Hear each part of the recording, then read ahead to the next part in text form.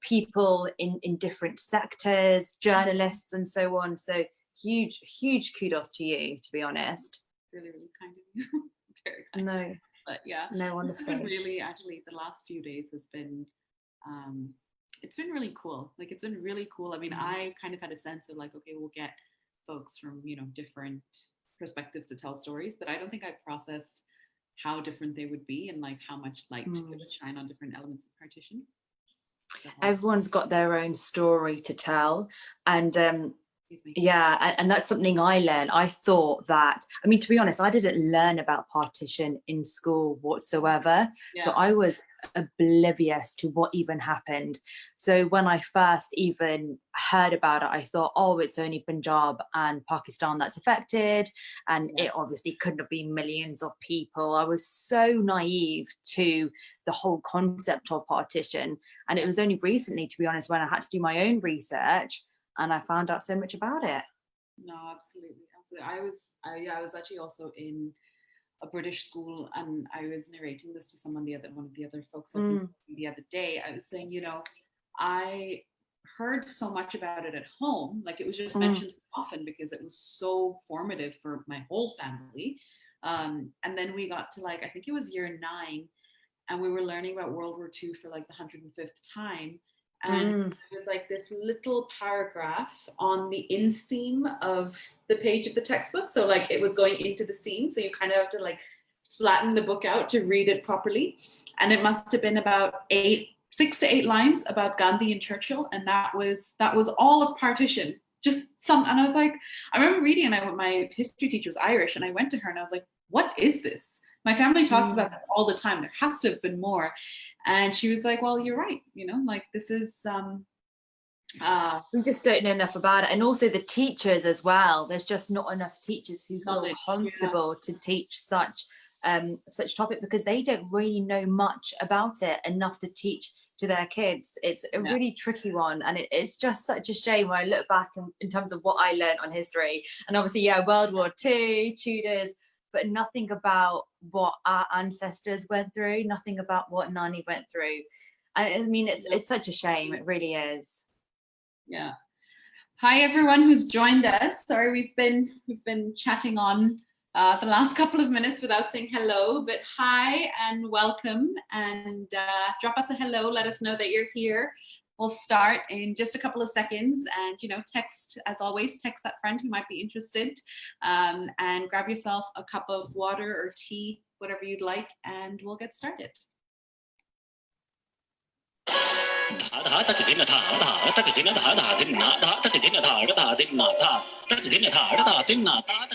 सुबह जैसे आँख खोली थी, आपने सोचा कि चलो चाय वाय का बंदोबस्त करते हैं, देखते हैं।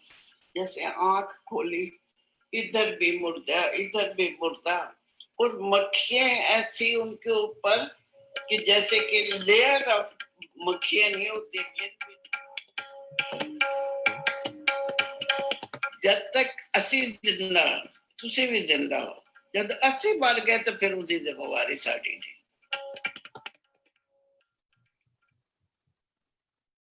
Hello everybody and good evening. Thank you for being with us once again. We are on day 11 of our 16 days of Partition 73, and we are fast approaching the Independence Days of India and Pakistan on the 14th and 15th of this month, respectively. As I mentioned to you yesterday, as we get closer to the Independence Days, we are going to move into the realm of personal storytelling in order to bring these 2 days to life.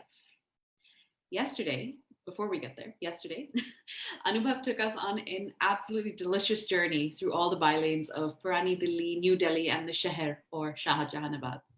There were lots of comments that I read, and it appears that he, unsurprisingly, made many of us quite hungry with his absolutely delectable descriptions of chole bhature, seekh kebabs, butter chicken, and also introduced many of us to new foods we'd never heard of, like gola kebab and gile kulche, which I looked at a photo of, by the way, on the Delhi Food Walks page afterwards, and it looks as delicious as it sounds. So hopefully we can all head to Delhi soon to try that. And today, now we are shifting gears, as I mentioned, for the next few days, leading up to the anniversary of partition, looking at personal stories from people of different experiences. We've thus far framed partition as something that happened between India and the newly formed Pakistan, something between the Muslim League and the Indian National Congress. But it is also a British story. Partition, not only were, Attlee, Mountbatten, Radcliffe, and the likes responsible for the split and where that split occurred, it was also the end of empire. And the empire, though vast, was centered around the subcontinent in many ways, what with it being the largest single land that Britain colonized. But a funny, an ironic thing perhaps happened. As the colonizers left and left great suffering in their wake, their nation continued to provide refuge to many from the subcontinent thereafter. And there is today an entirely unique British South Asian culture that is in its third generation for many. Between 1948 and 61, under the British Nationality Act, Britain provided citizenship to many as they needed labor in the post-war period. And then again, when Indians were persecuted in East Africa some decades later, it was Britain and Canada to some extent that provided a refuge for these people. So there remains an unspoken but undeniable connection between the history of these three countries, Britain, India, and Pakistan. And each of them exists in their current form today because of the other two, not in spite of.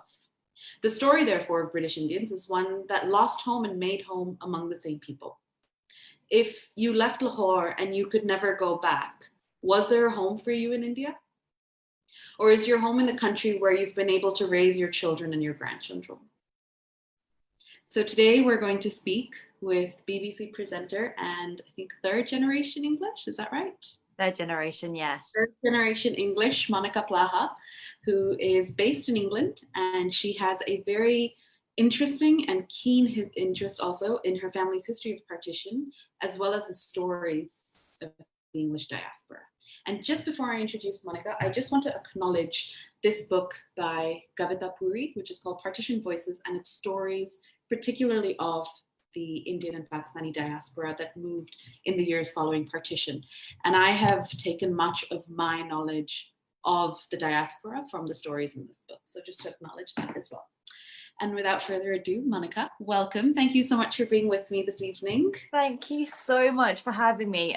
That book you just held up is actually brilliant. And so in terms of my connection with partition, it was my nanny who is a partition survivor to this day. She is the most fearless woman I know.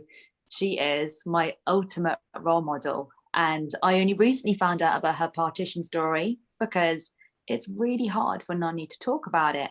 But just to give you a bit of a background on my nanny and what she went through. So my nanny was born in India, Punjab, in a village called Tutumzara. My nanny, her dad was a carpenter. So what they did was they traveled quite a bit. They went to Shimla. They traveled in India for nanny's dad's work, really. He had his own little business. And then they ended up in Balochistan, Pakistan. And nanny was around 14 years old. And nanny can't remember the village that she was in because they moved around a lot. But nanny loved living in Pakistan. Nanny was so happy. Her neighbors were Hindus, Muslims, Christians. She had the most amazing childhood, and they embraced all cultures. They embraced all religions. But specifically, when nanny did speak to me about partition, nanny would say how love turned into hate so quickly, how family and friends had murder on their mind within the space of days. So nanny was 14 at the time of partition. Nanny is Sikh. Nanny's dad wore a turban. There were Punjabis obviously living in Pakistan, and nanny was a bit oblivious to it all. She didn't know what partition was or what this announcement was. Nanny lived in Pakistan with her mum, her dad, and there were 10 siblings. So it was a really big family, huge family. And all they wanted to do was go out and play. And nanny one time said, to her dad, I really want to go to the cinema. There's this new film out and I really want to watch it. And nanny's dad obviously knew what was going on. And he said, no, there's just a feeling that we can't go to the cinema. Something's happening and I can feel change happening. We need to stay inside and we need to stay safe.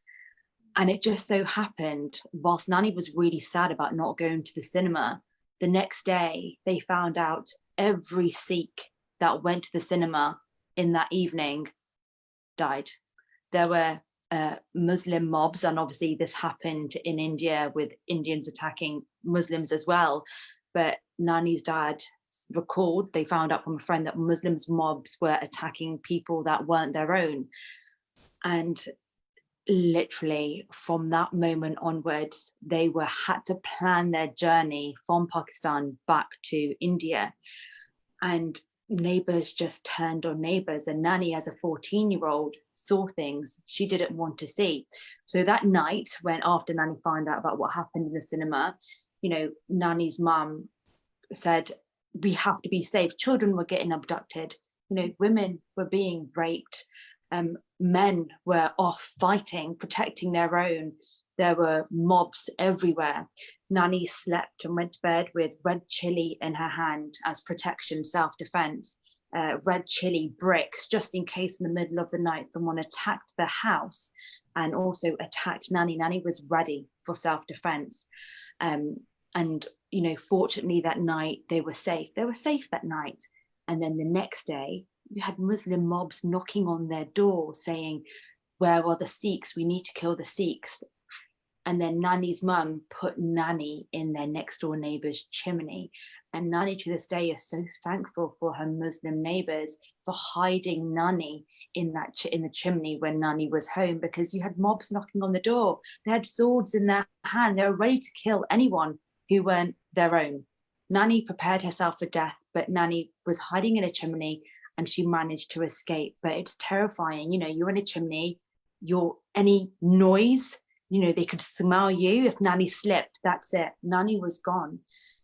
But then the day came where they had to get on that train back to Punjab.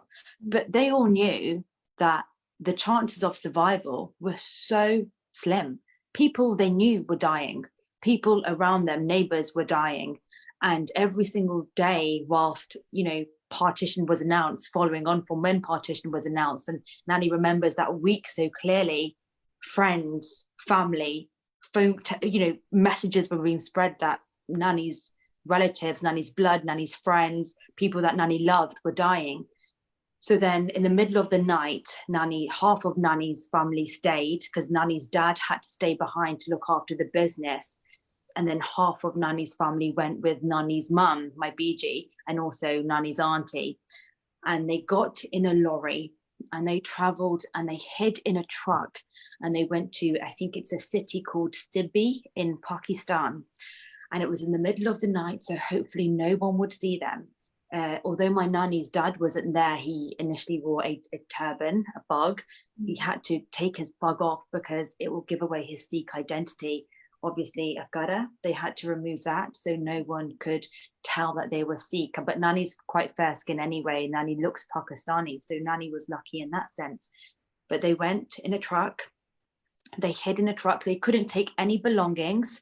You can't take anything, everything was left behind. They just had the clothes that they were wearing. And they got in that truck and they went to the train station. And trains were renowned for carrying dead bodies, massacred bodies, going in and out of Pakistan, in and out of Punjab. And Nani remembers seeing, dead bodies at this train station. And then Nani had a little baby sister next to her. Nani was holding her sister's hand so tight. Nani's mum was trying to protect her baby girls, thinking, what am I doing? I want to get them to safety, but where am I? Look at where I am. They were prepared to die any moment then. And fortunately, they managed to get on a train. Whilst they got on the train and the door shut, there was mobs of Pakistani men. And Nani specifically remembers this. They were armed with swords, anything that could kill, wood, fire. And they were banging on the carriage And Nanny was screaming, Nanny was screaming, Nanny was saying, we need to go, come on, why are we not moving? This train needs to move, because if we don't move now, I will die. And Nanny shut her eyes tight, and BG was there. She was protecting her babies, my Nanny's mum and the auntie, and they were praying to Babaji. They were praying so hard that the train will move, and praying that they will be able to make it alive to the other side. And I don't know what happened, and it was a miracle. Nanny opened her eyes and the train was moving, and then she could see the mob just there, angry, moving, trying to get onto this moving train. But fortunately they didn't, and the train left, and Nanny just narrowly escaped death that day. But as a 14-year-old, Nanny saw things that she shouldn't have seen. It was devastating. So when Nanny got to the other side, it was Hashadpur, I think the train arrived there, but they hadn't eaten for days. It was a horrible journey. It was tiring. Nanny had baby sisters with her, and Nanny's sister unfortunately didn't survive the journey. Nanny's sister died from exhaustion and that journey. So they got to the other side and she died. But Nanny remembers the first thing when she came in, not only did she have to deal with the loss of her sister, there were refugee camps everywhere, people lost, people injured, people that had no family, people that were just walking around asking for help, needing help. And it was chaos like no one has ever seen before. Nanny didn't know where she was. Nanny said, this is not India. Nanny, alongside millions of others, became a refugee in her own country. And they were physically sick. They just lost. BG lost her daughter, Nanny lost her sister. Nanny didn't even know if her dad would make it back alive with the rest of her siblings. And when they got to Ashadpur, obviously you want to help, you want to make sure that you're there for each other, but you've also got to make sure that you are safe and you get to the destination where you need to go to. So fortunately, they went to my Nanny's and Nanaji's house. And it wasn't a big house, it was a small house back in Tutumzara.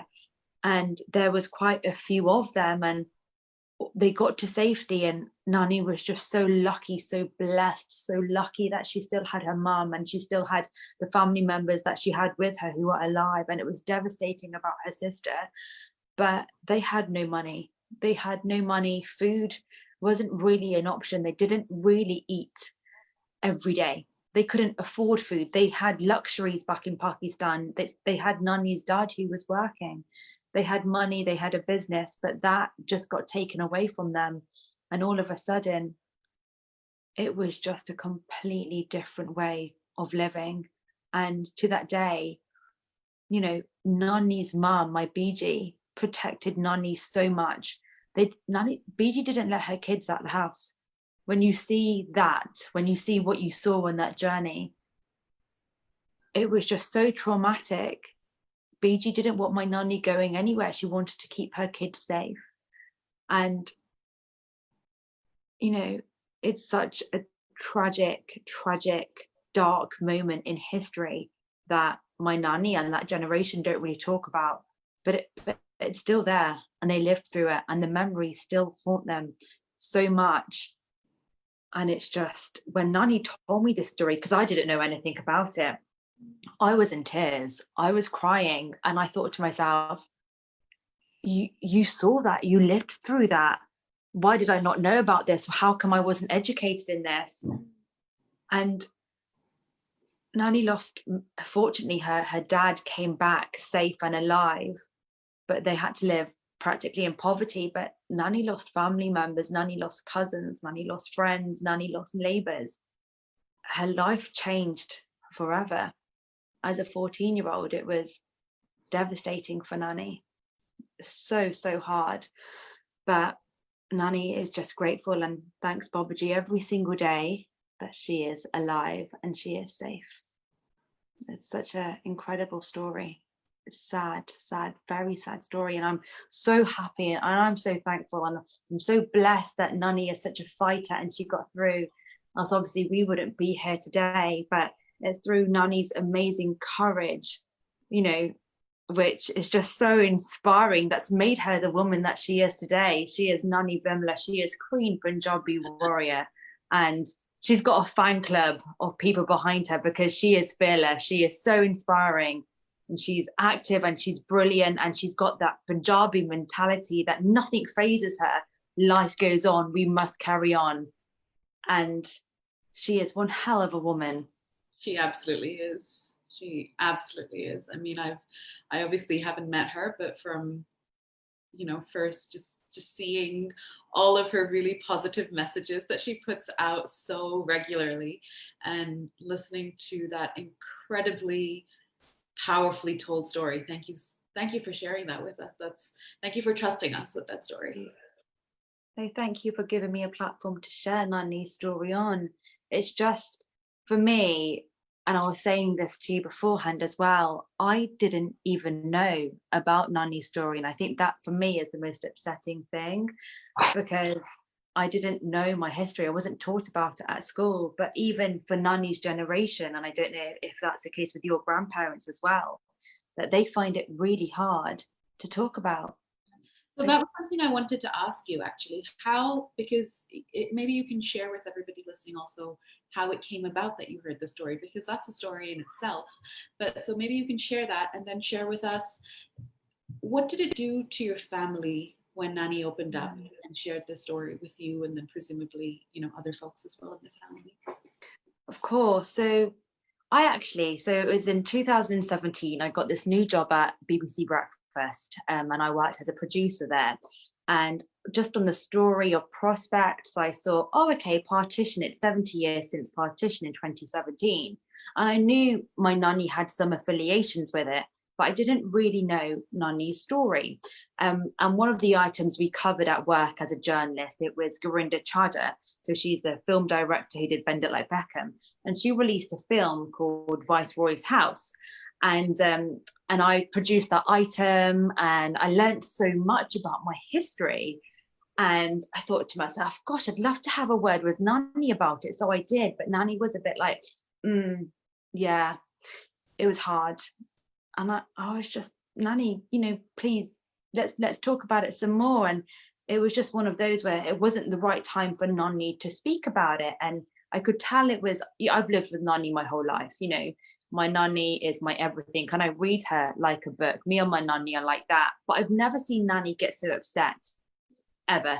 And I could tell something was niggling Nani. And I said, okay, Nani, do you know what? If you don't want to talk about it now, that's fine. But I went to take Nani to see Viceroy's House in cinema.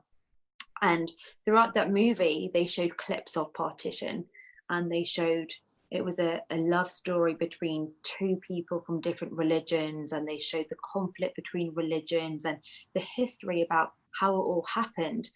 And Nani didn't have to, the film was in English, Nani didn't have to understand the film. All she could do was see it. And it was so real for her. She was seeing images of the train journeys, the massacres, the people dying, the mobs. And all of a sudden, it brought tears into Nani's eyes. And I remember sitting next to Nani, and I was just holding her. Nani was holding my hand so tight. And Nani cried. And I never see my Nani crying, ever. She is so strong.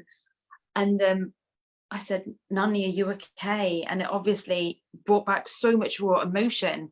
And it just so happened that year in 2017, in December, we were going to India. We booked a ticket to India. And then I did some research, and I thought, okay, you've got the world's first Partition museum open in Amritsar, so we've got to take Nani here. And at this point, I still didn't know Nani's full story. I was slowly getting out of Nani bit by bit. And then we went to the museum itself, and wow, it was just the most unforgettable day, because we went round. Nani listened to people's accounts of Partition. We looked at people's journeys, where they had to travel. Nani, all of a sudden, just became immersed in a moment of history she has never spoken about, but she had felt so connected to. And she, for the first time, spoke and opened up about her story. It was an emotional journey going through each section of that Partition museum, because Nani could relate to everything, absolutely everything. And I just held Nani's hand, and together we walked around. And at each and every station, after we would listen to someone's story, watching it on the TV and listening to the accounts, Nani then told me a bit about her story and where Nani was in Pakistan and why Nani was in Pakistan, and what Nani's family was saying to her and what she saw, and Nani's journey from Pakistan to Punjab. And bit by bit, it slowly came out. And I learned so much that day. That day was the most life-changing experience for me. It was so life-changing because I can't believe that I am hearing this from my Nani who survived partition. You see it on the TV and you would never think that, oh my God, this woman that I have lived with my whole entire life has seen that. She has experienced that. She has gone through that. My Nani has been keeping that inside and hasn't even spoken about it for, how old was I then? 26 years. 26 years, and I'm only learning about this now. 26 years, and I never even learned about this in school. 26 years, and I didn't even hear about it on the TV. 26 years, and this is the first time Nani is breaking that silence. And my mum was with me, and even my mum was shocked. And it was just the most life-changing experience. But actually, when Nani finished her story and we were in the Bind, we were at my Nani's brother's house, Nani felt a relief. Nani cried. Nani held my hand. Nani told her story. Nani was in shock. Nani was shaking. But this weight, Nani was, I think, 85 at the time. This weight just came off Nani's shoulders, because everything that Nani was holding in and keeping inside, trapped inside, just came out. And it was just on the table. It was raw. It was everything that Nani experienced during that horrific time. And we learned so much. And it's incredible. And it just goes to show, we know why Nani's a queen. We know why Nani's fearless, because she's gone through all of that. So when Nani came to the UK in the 1950s, it was a walk in the park, because Nani's experienced all of that. So setting up a new life with no money, with no job, with 2 kids, leaving your family behind, it was a walk in the park, and Nani just did it. Nani absolutely did it. But for Nani, it's still hard to talk about, and she doesn't talk to strangers about it. But it's why it happened. Nani feels like, Nani doesn't actually still know why it happened. Has Nani received? Nani almost feels as if she needs justice, but she hasn't received that. She lost her sister, and she's angry. She's angry that she lost family and friends. She's upset that as a 14-year-old, she had to see things that she didn't want to see. But Nani got through it. Nani is a survivor. Nani fought through it, and it's made Nani the woman who she is today. Honestly. What was it that brought her to the UK? Well, there was nothing in India for Nani anymore. She got married 2 years after partition when she was 16. They didn't have much money back in India. There was nothing really there. Although Nani's dad's business picked up and it was good, there had to be life elsewhere. There had to be opportunities elsewhere. And Nani, my grandfather, my Nanaji, he didn't go through partition, but it was almost as if his parents saved so hard. They worked hours to just afford one ticket for my nanaji to go to England and to work. And so he did that. He worked and he followed his friends. They were just following one after the other, because there was hope of a better life in Britain, because Punjab wasn't the same how it used to be. Punjab, it was poor. People were living in poverty. They were still healing with partition. They were trying to heal following on from partition, but it's almost as if they wanted to forget those horrible memories and just start a new life somewhere else, because Nani wanted to raise her children with a good life. Nani wanted to give them opportunities that Nani never had. And whether that meant Nani going to a completely different country, having no money, trying to find a job, then so be it. Nani needed to do something to escape, and that's what Nani did. So my Nanaji, he worked in England. I think he worked there for around 7 years. He worked in a town called Leamington Spa. It's quite a big Sikh community in Leamington Spa. It's quite small. It's in the West Midlands, but it was they followed the leader.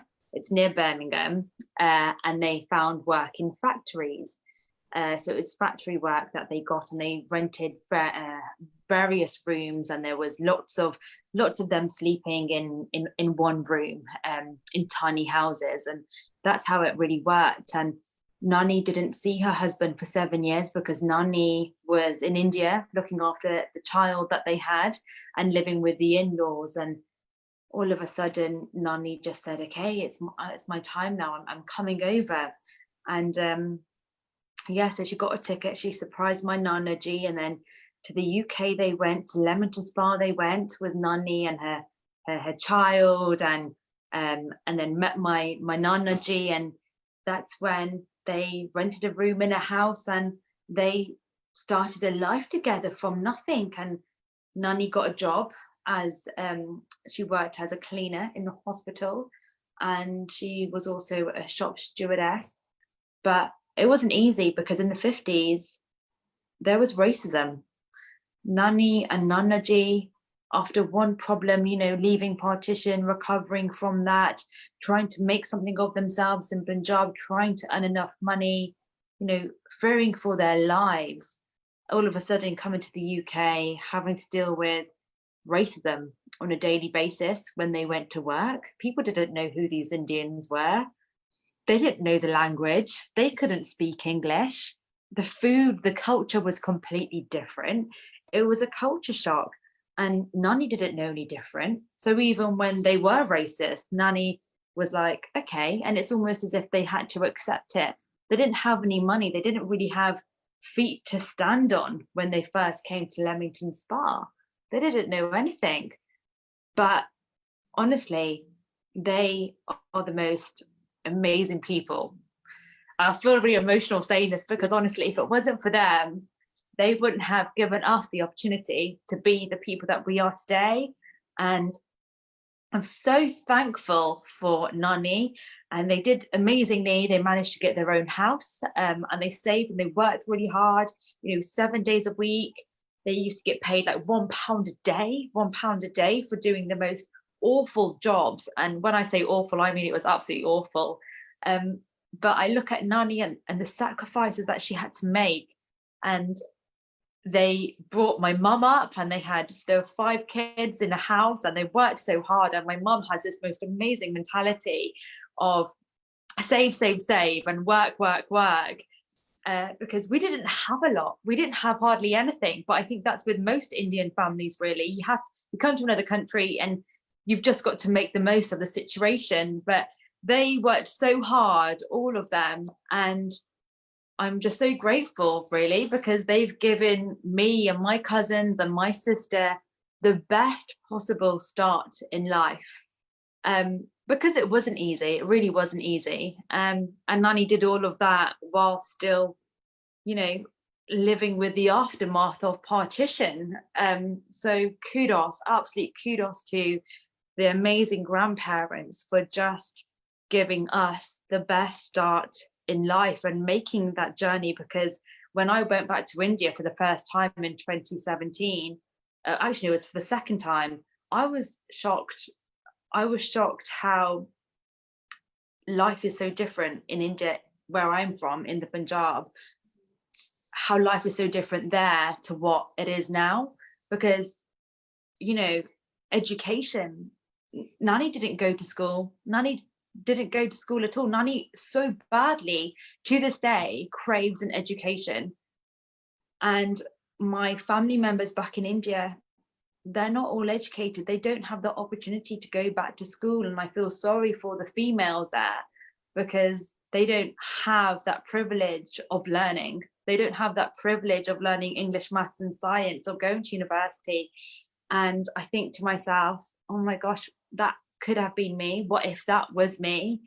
So I am so grateful for Nani, so grateful for making that journey, for taking that risk, for being with my Nana Ji, for being in the UK, and for working so hard, for working 7 days a week, raising 5 children, working night shifts for her children, and then for my mum to obviously provide for me, because my mum is just a phenomenal woman who has Nani's values instilled in her. She is the most hard-working woman ever. So absolute hats off to them. So I just hope one day that if I can be anything like my mum or my Nani or my Nana Ji, I'm so happy. I'll be so happy, because they are just incredible, incredible. Absolutely. No, it's really I don't know, we feel so privileged is one way to put it, but also when you think about what that generation withstood in their lives to reach where they were, and how we're reaping the benefits so plentifully today, and how different life could have been for all of us. It's very I don't know, it just makes you stop and think a lot. While you were talking, one of the things that struck me is, you know, you obviously, the story is of your Nani, and you spoke a lot about her mother, and they made the journey alone as women and girl children. They made that journey alone over partition. Your Nani surprised your Nana Ji in England, which I'm sure was very, very, unlikely in that generation for a woman to make that decision and just go as well. And that's so empowering and so beautiful. And it just it really made me smile when you said she surprised him. I was like, in all of this, there was a nice surprise. Like in all of this, what a lovely surprise.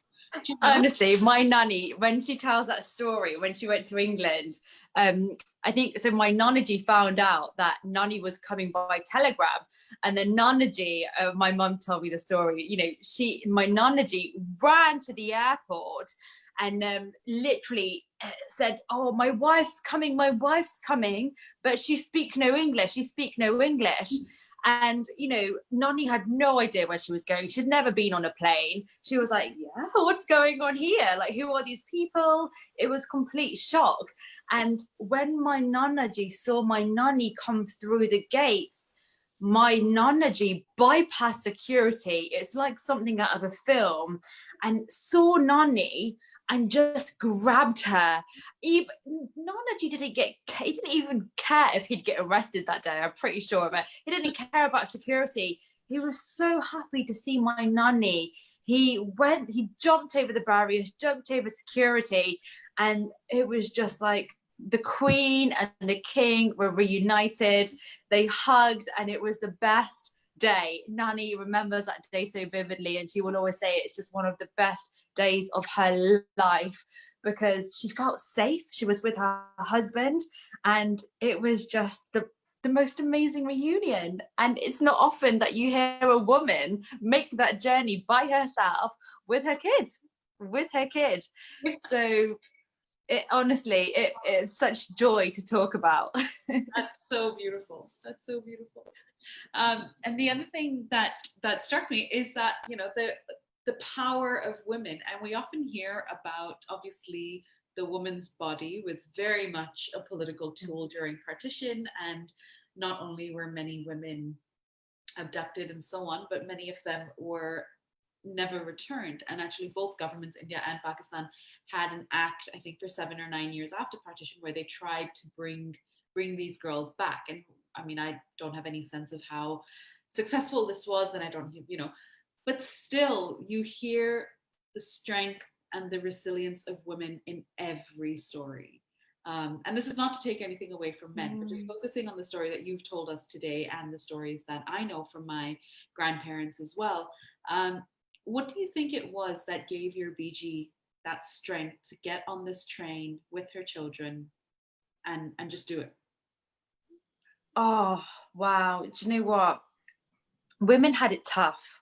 Women had it so tough back in the day. And I've heard so many horror stories. Even Nanny told me horror stories about how unsafe it was to be a woman living throughout partition because of rape and obviously abduction. And oh my God, my nanny gets her strength from her BG. She had no other choice. She is fearless. She is so fearless. She is an absolute warrior. It was either I protect my children and I make this journey by myself, or what other hope do we have? We stay behind with Nanny's dad and we could potentially die. So Nanny, my BG, has raised Nanny and all of her daughters to be fearless, to be strong, to really not rely on a guy. And if you want to do something, you do it. And Mum has always told me this actually from a really young age, like growing up with Nanny has always said, if there is something that you don't want to do in life, do it. So anything I'm scared about, my Nanny would say to me, Monika, she'll watch me and she'll be like, do it. Absolutely do it. And that's something that she has learned from a young age because of BG and because of that partition journey. Women had to they had a lot of responsibilities back in the day. They had a lot of responsibilities. You know, they had big families. They had, you know, my nanny had 10 siblings. They had to not only protect the children, they also had to go out and work. They had to make money.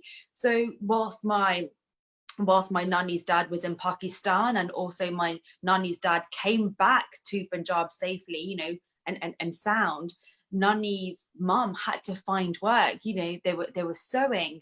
She was brave. She was looking after the children. She was protecting the children. She didn't want them leaving the house essentially, but it's just, they had no other option. They had no other option at that time. And looking back, Nanny, and I remember meeting my BG in India, and that was the first time I went to India. I was about 8 years old, and I saw so much of my Nanny in BG. She was about 105 years old, so she was 105. She was amazing. She was still walking. She had a little walking stick, and she was still making me food. She was making me roti, and she would just be absolutely fearless. She would be walking around, going to the bazaars. She would be cooking. She would be exercising. She would be doing all sorts. She'd be feeding the dogs. And I thought to myself, oh my God, BG, like you're 105 years old, but there was no stopping her. Her mental strength was just phenomenal. She used to, and this is where my nanny gets it from, they just wake up with a massive to-do list in their head. They're not typical. They don't just see, right, okay, I'm just going to sit here and watch TV, or I'm going to make some food. That's not what they're about. Their mentality is, right, okay, I'm going to get up. This is what I'm going to do today. I'm going to exercise. I'm going to better myself. My nanny is very protective. She will always call everyone in the family to make sure we're okay, what we're up to. She always wants to know that we're safe. She's got WhatsApp, she's got FaceTime, she's got everything. And she is just the most amazing soul who gets it from BG. And I genuinely believe that it's the experience they went through that have made them so fearless. And touch wood, you know, nothing happened to them, but obviously they heard horror stories about their cousins, about friends, about neighbors and families. And we're just blessed that they're safe, but they are the true definition of Punjabi female queen warriors, because their mentality is just amazing. I just don't know where they get that strength from. It's just phenomenal. If I don't have that, I don't have that. And I just feel like it's specifically that generation of that era, they are made from something else. Yeah. They are so strong. They're made of steel. Nani's mindset is absolutely what it is really incredible. And so now kind of moving, you know, outside of your family, you obviously learned this story a few years ago and have been I assume kind of learning more and more since that floodgate sort of opened. What responsibility do you think this generation has in the UK to start talking about these stories? Because there hasn't really been a reckoning of any kind to acknowledge this experience. And, you know, while it affected obviously 15 million Indians, Pakistanis, it also affected a lot of English people who moved back as well. So it's not as though it's a removed history from English people as well, or Scottish people for that matter. So what responsibility do you think, or what should be done now to share these stories more widely? I think, I mean, for me, I didn't really find out about partition until it was 70 years of partition. I was working in a news organization, and obviously I learned about it, and that's what opened the door for me to ask Nani and then India. But I feel like so much more could be done in this country, and maybe, you know, if other Western countries as well, for us to learn about partition. We recently had South Asian Heritage Month here in the UK, which was phenomenal. We learned, it really shone a light on partition, partition voices, partition stories, and what more needs to be done here in the UK to really forget about what happened. And one of the things that was discussed was actually to learn about it in schools, because from a young age, if you look at the history curriculum, that is included at all whatsoever. And I genuinely feel like if I learn about partition in school, my knowledge, and I would have spoken to Nani about it earlier, our knowledge would be so different, and we would see things in a more enlightened way. And obviously so much, instead of 10 years later or like 20 years later, where we figure out, oh, hello. Oh, okay, so we've lost you for a second. Hello. Folks on Facebook, can you just let me know if you can hear us? Ooh. Hello.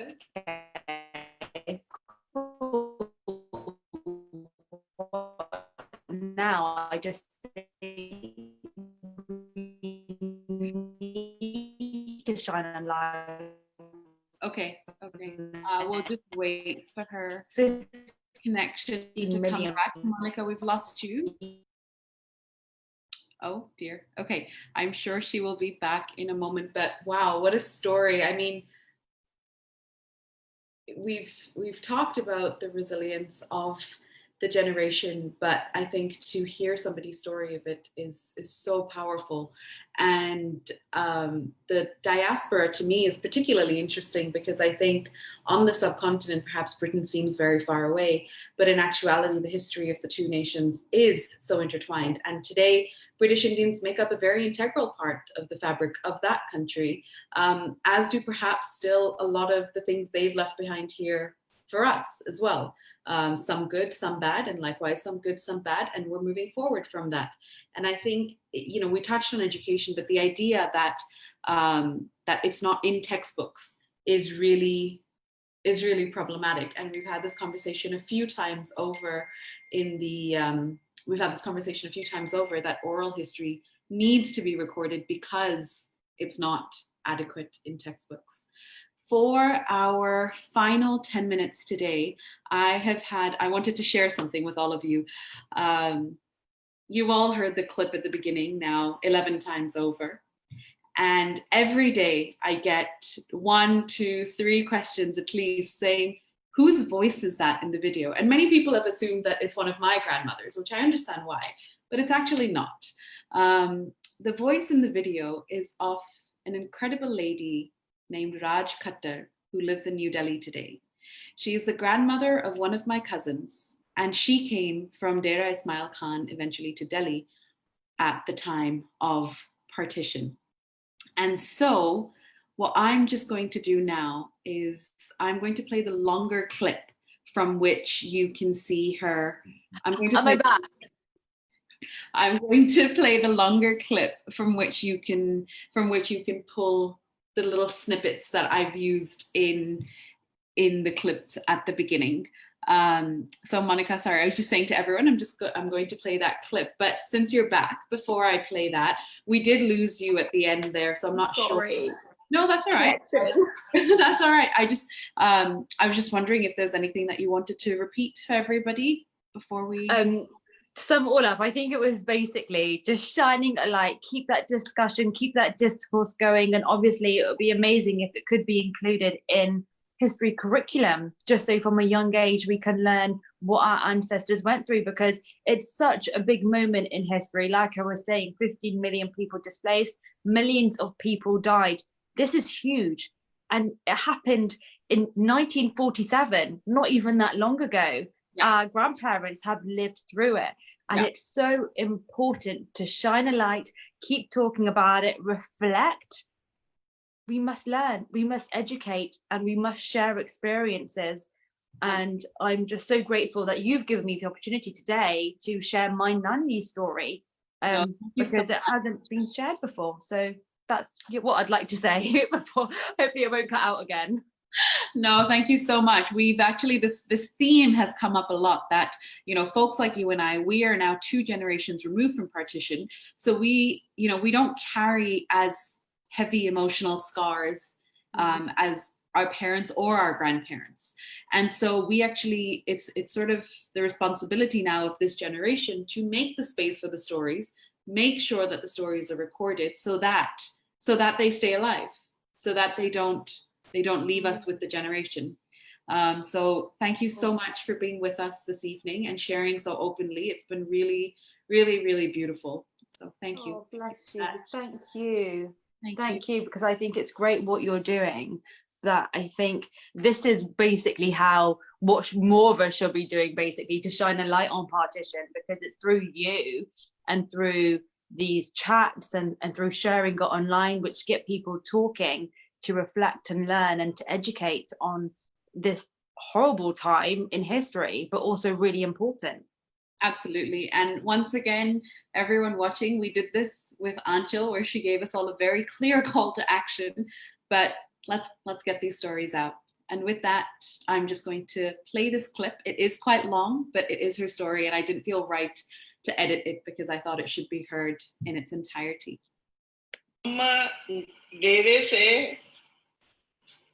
मैं हिंदी में बताऊं, किसी में भी हिंदी हम डेरे से ना, जिसको क्या, मैं अपनी पंजाबी को बोलती हूँ।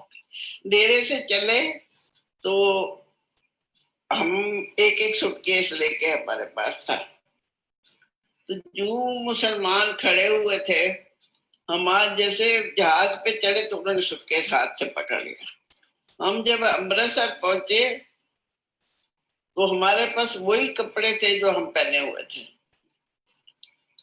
और फिर उस पायलट ने ये नहीं सोचा कि हम लोगों को अमृतसर छोड़ के जा रहा है तो ये बच्चे करेंगे क्या, कोई तो बड़ा था नहीं, छोटे क्या, पर उसने ये सोचा कि मैं इतने आदमियों को और रेस्क्यू करके ले आता हूँ। फिर उसने देखा कि हमको बैठा नहीं सकता था, फिर अंधेरा हो रहा था, तो वो सीधा दिल्ली चला गया। दिल्ली से वो वापस नहीं आ सका। तो हम सड़क पे खड़े थे, तो हमने बोला कि हम कैंप चले जाते हैं। एक जो कैंप बने हुए थे सरकारी, फिर हमको किसी ने बोला कि आप कैंप क्यों जाते हो, वहां तो हैजा फैला हुआ है, जो आप उधर से बच के आए हो तो उधर से नहीं बचोगे। फिर सोचने लगे कहाँ जाएंगे कहाँ जाएंगे।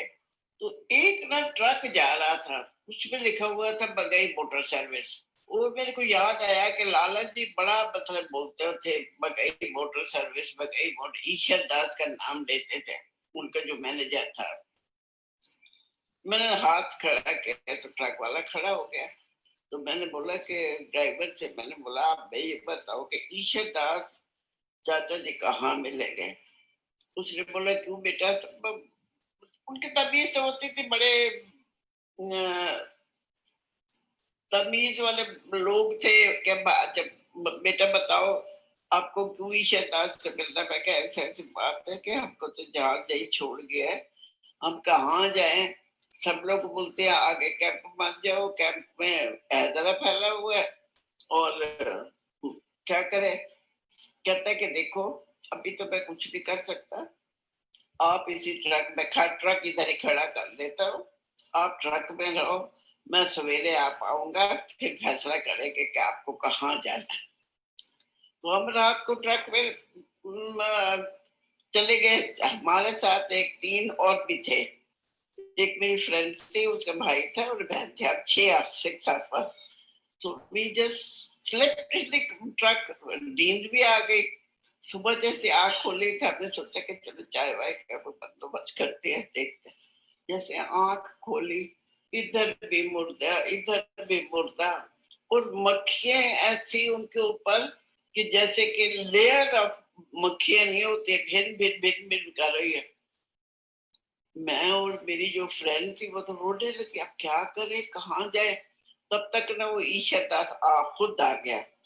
कहते हैं आपको ये बताते हो कि डेरे का जो बगई का बड़ा लड़का है ना, उसकी सास रहती है यहाँ पे, मैं आपको उसकी सास के घर छोड़ देता हूँ। पर वो बहुत ही औरत धार्मिक औरत है। अच्छा, हम वहां पे गए, वो वाकई बहुत अच्छी औरत है। उन्हें बोला बच्चों आ जाओ तुम, जैसे भी हमको एक कमरा दिया 6 ऑफ अस, और उन्हें 3 हमको रजाइयां दे दी। सर्दी का मौसम था, हो जाता है मतलब इतनी सर्दी तो नहीं थी। वी केम इन सितंबर।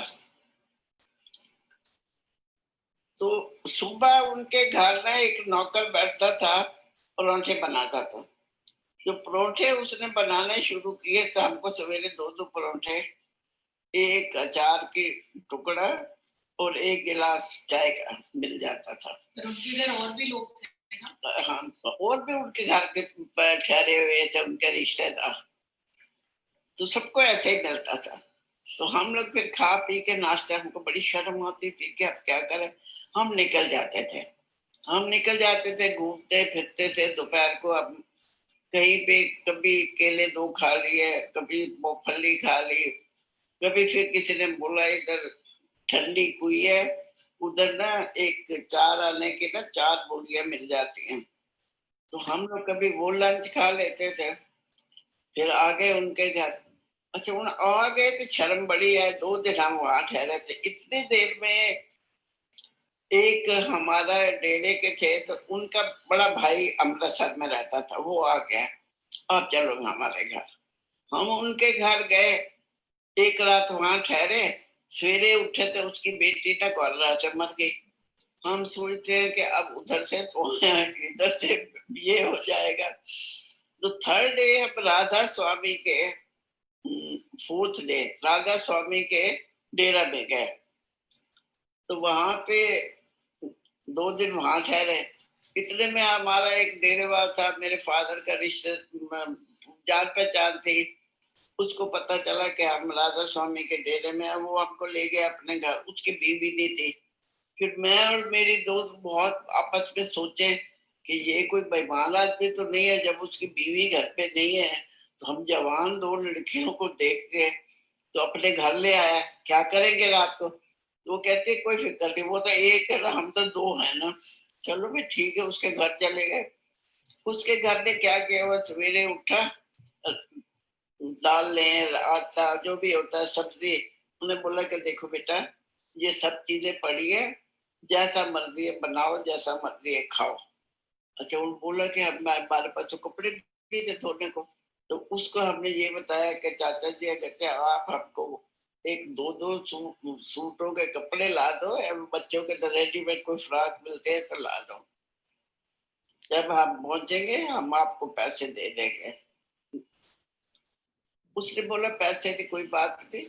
वो कपड़े ले आया, थानों के 2 थान ले आया।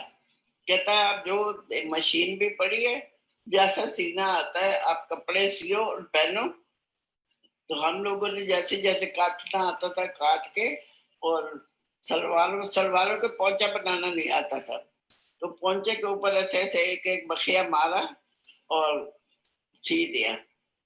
सी के तो चलो ये तो हो गया, कपड़ों की भी हमारी मुसीबत कर गई। पर इसके बाद फिर एक जहाज जो छोड़ के गया ना अमृतसर, तो वो फिर हमको लेने आया वापस। अच्छा, वापस वो क्या करता था कि दो दो आदमियों को लेके जाता था, और उसने पहुंचा दिया दिल्ली।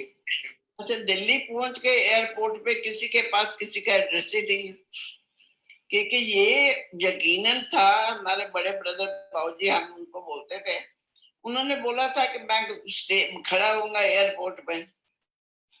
तो सबने बोला कि एयरपोर्ट पे तो खड़ा ही था, तो किसी का एड्रेस दिल्ली पहली बार ही देखी थी।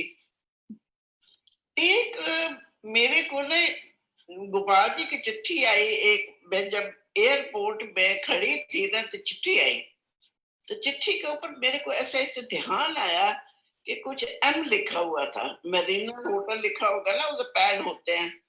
तो मैंने सोचा एक मैं एम में कुछ मेरे को याद आ रहा, बाकी तो मैंने चिट्ठी फाड़ के फेंक दी। अच्छा, हूँ आप एम के शुरू किए, होटल देखे इसको, मतलब टेलीफोन की 3 4 5 होटल को में शुरू किए। उसने बोला नहीं, यहाँ खट्टर साहब बगई नहीं रहते, ये बगई नहीं रहता कोई। अच्छा, एक लग गया। तो जो मैंने टेलीफोन की थी तो बगाई का लड़का, मैं क्या कौन बोल रहा, कहती मैं पाशी बोल रहा। मैं क्या तो पाशी, मैं राज बोल रही हूँ। कह रहा कितने हो, तो कितने हो मतलब है। मैं क्या एयरपोर्ट थे, उत्ते बैठे रहो, मैं लैन आ रहा। तो फिर वो आ गए, फिर अपने होटल ले गए। तो होटल हमको पहुंचा दिया, उनका एक सूट लिया हुआ था, उधर पहुंचे, चाय वाय पी।